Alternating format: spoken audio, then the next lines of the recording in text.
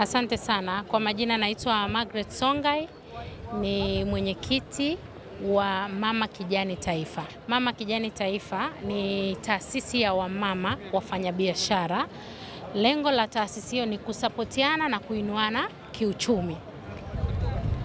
Tunasapotiana kwa maana ya kwamba unakuta tupo kundi la watu wa kutosha, wamama wa kutosha. Kuna wengine wanafanya biashara, labda kwa mfano mimi nafanya biashara ya nyumba za wageni, mwenzangu anafanya biashara labda ya maduvet, mablanketi, vitu kama hivyo. Tunasapotiana hivyo. Sasa mwisho wa siku tukasema, mbona huyu mama amefanya kitu kikubwa sana kwetu? Sisi ni wamama. Tumebahatika watoto, tunamshukuru Mwenyezi Mungu.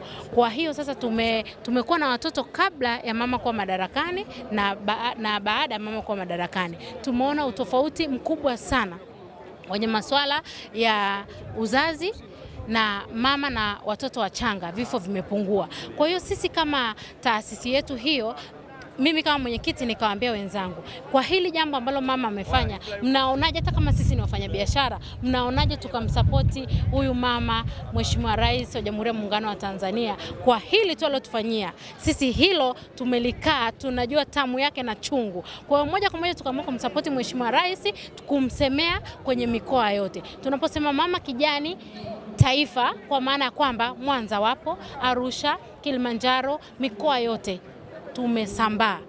Sisi ni wafanyabiashara ambao tunajitafuta, tuna biashara zetu. Kwa hiyo tunafanya mambo ya mama, kumsapoti kwa gharama zetu kwa sababu ya upendo. Wametoka Mwanza, wamekuja ni upendo. Umenielewa? Tunafanya project zetu, tunaenda kupanda miti, tunasapoti vitu vya mama. Kwa mfano mama amejenga jengo la mionzi KSMC, tumetoka wa Mwanza, umekuja wapi, tunaenda kupanda miti pale kusapoti jitihada za Mheshimiwa Rais. Na kingine tunatembelea miradi ya mama ambayo ameshaifanya. Kama Mama Kijani wa Mwanza majuzi wametembelea meli ile, wamejionea kwa macho yao na pia wanaongea na jamii. Kwa hivyo sasa kama Mama Kijani, kwa hayo yote mama aliyoyafanya na hili kubwa la uzazi, sisi wa mama imetugusa moja kwa moja. Kwa hiyo tumesema sisi na wanaume zetu na watoto wetu na jamii yetu na wateja wetu, usisahau kama sisi tunafanya biashara. Kwa mfano mimi na nyumba za wageni, kwenye loji yangu wateja wakifika, cha kwanza naanza kusema nao, hivi mnaelewa habari ya Mama Samia? Kwa sababu ya raha ambayo tumepata. Sisi hatufanyi uchawa, sisi hatufanyi nini ili tupate kitu. Sisi tunamsapoti kwa sababu tumeona tumesaidiwa sana kwenye mambo ya uzazi. Kwa hiyo kama mwenyekiti wa Mama Kijani Taifa, tunamsapoti mama kwa 100% mama alipotupo. Na tunatamani Watanzania wajue, hata hawa wanaojiita wapinzani watambue hilo. Je, hawako salama kwenye mikono ya mama zao?